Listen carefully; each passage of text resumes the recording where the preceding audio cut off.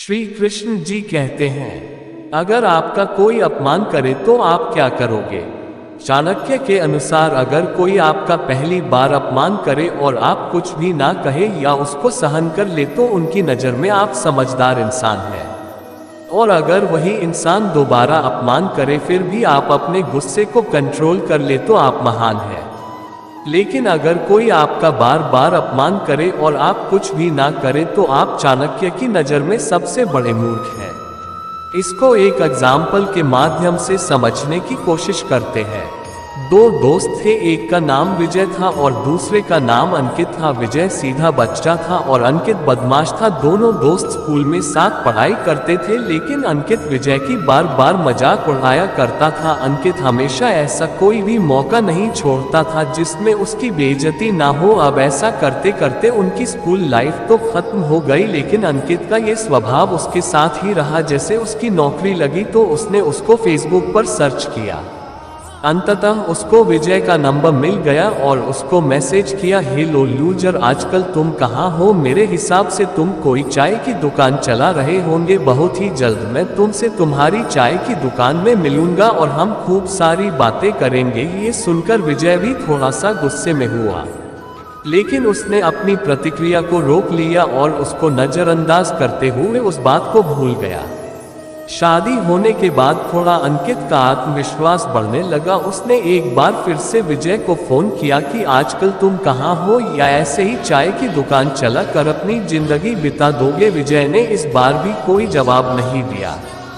थोड़े दिन बाद विजय को एक बेटी हुई। सब कुछ बढ़िया था, लेकिन डॉक्टर ने कहा कि उसके दिल में एक छेद है। इसका इलाज करने के लिए 50 से 60 लाख रुपए की जरूरत है।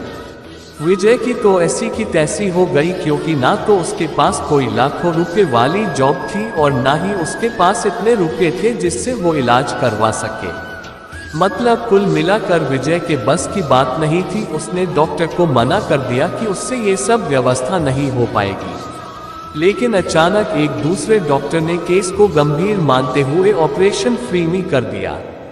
और अंकित को ये सुनकर बहुत खुशी हुई और इंतजार करने लगा कि कब ऑपरेशन खत्म होगा और कब वह अपनी बच्ची एवं उस डॉक्टर से मिल पाएगा।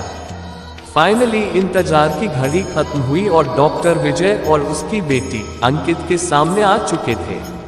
अंकित की आंखें नम थी और बेटी को लेने के बाद उस डॉक्टर के पैरों में गिर गया। आप समझ सकते हो कि ऐसा क्यों हुआ। जिस डॉक्टर ने ऑपरेशन किया था वह डॉक्टर विजय था, वहीं जिसका विजय पूरी जिंदगी मजाक उड़ाया करता था।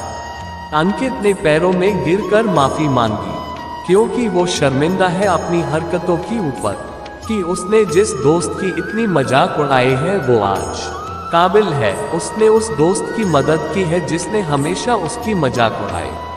उसने कहा कि विजय मुझे माफ कर दो, मैं तुम्हारा एहसान नहीं भूल पाऊंगा। लेकिन दोस्त ऐसा नहीं है, यह मेरा फर्ज था और दोस्त होने के नाते मैंने तुम्हारे साथ ऐसा किया।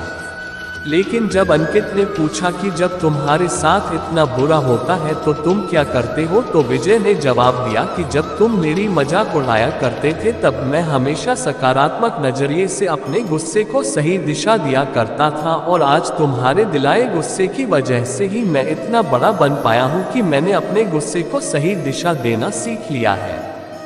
दोस्तों, कुछ लोग नेगेटिविटी में भी पॉजिटिविटी ढूंढ लेते हैं और कुछ लोग नेगेटिविटी को हमेशा ब्लेम करते रहते हैं। आशा करता हूं कि आपको इन बातों का मर्म समझ में आया होगा और अगर चाणक्य नीति को आप अपने जीवन में उतारते हो तो यकीनन आप भी एक दिन उस मुकाम को हासिल कर पाओगे जहां पर आप जाना चाहते हैं। अगर आप आचार्य चाणक्य की और भी नीतियों को जानना चाहते हो और उनकी सोच को समझना चाहते हो तो आप बिल्कुल सही जगह पर हो। यहाँ पर आपको आगे इससे भी बेहतर चीजें मिलती रहेगी और मुझे आपका साथ चाहिए। आपका कीमती समय देने के लिए दिल से शुक्रिया। दोस्तों, अगर आप भी श्री कृष्ण जी के सच्चे भगत हैं तो चैनल को कर लीजिए सब्सक्राइब।